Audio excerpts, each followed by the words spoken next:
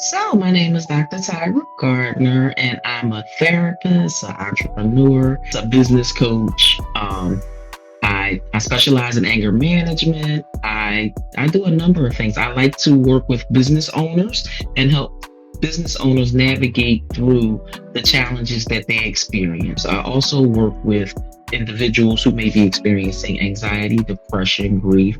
So it's like with therapy, I took like a spin. So I do a number of things. It came from a place of necessity.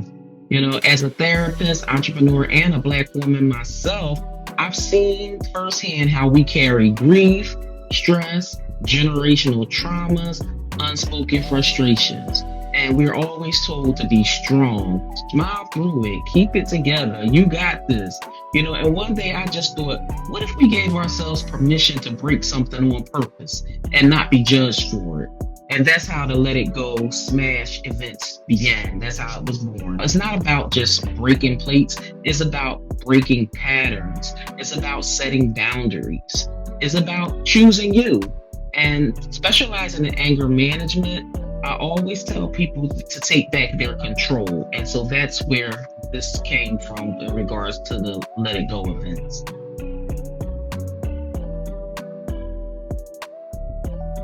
Oh my goodness, absolutely. Because at first, when people arrive, you see it on their faces that everybody is hesitant, right? Because they really don't know what to expect.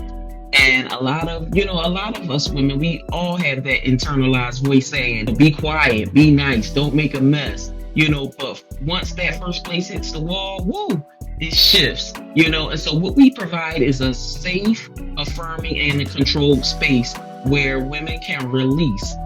We start with a brief conversation about what is happening, what is going on in their lives.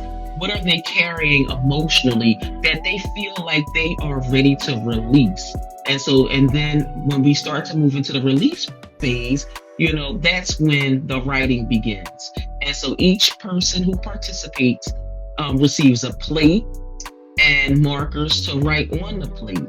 And at that point, you start to see the energy shift, and the energy shift is powerful. And after that, we close with reflection and an intention session. We think of this as a therapeutic rage meets a spiritual reset. It's a reminder that softness and strength can exist at the same time, and that we deserve safe spaces to be able to release.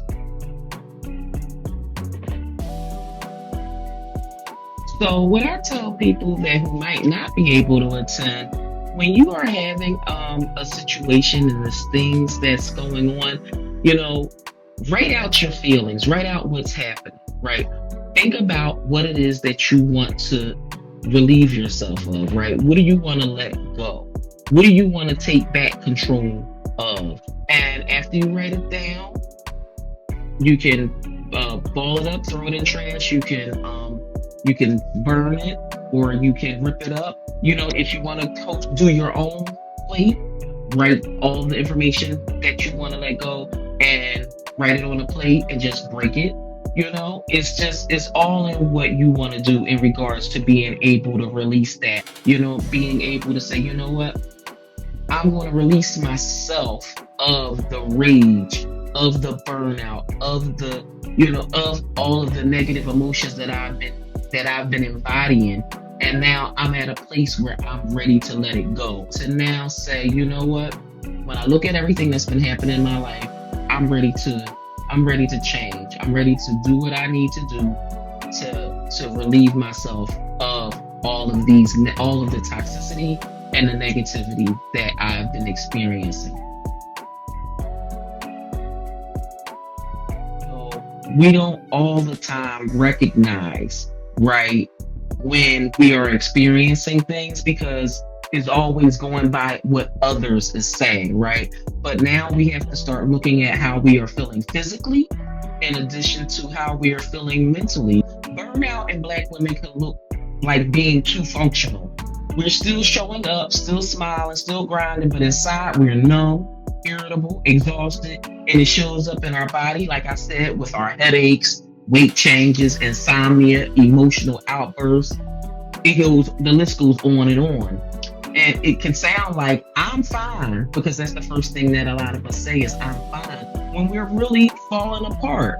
When people look at us on the outside, they see the smiles, they see the laughter, but they don't know what's really going on internally. And because we're conditioned to just push through, we often don't recognize it until something forces us to stop, such as an illness, a breakdown, a deep sense of disconnection.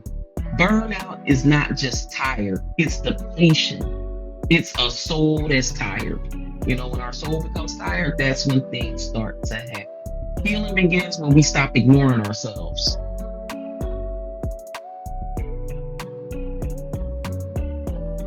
I say therapy is not about being broken, it's about being seen.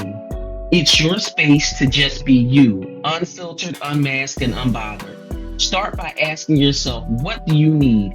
Is it someone who understands your cultural background? Someone who looks like you? There are directories full of Black therapists, and even if the first person you meet isn't the right fit, that doesn't mean therapy's not for you. Finding your therapist is like finding a mate. You definitely have to find the right one that works for you. You don't owe anybody a polished version of your pain. You deserve healing that speaks your language. Just start somewhere, even if it's a text, a consultation call, or a support group. Just start. Your healing is not too much, and you are not too much. And know that therapy is a no judgment zone. It's being able to know that I am in a safe space, that I'm free to finally be me.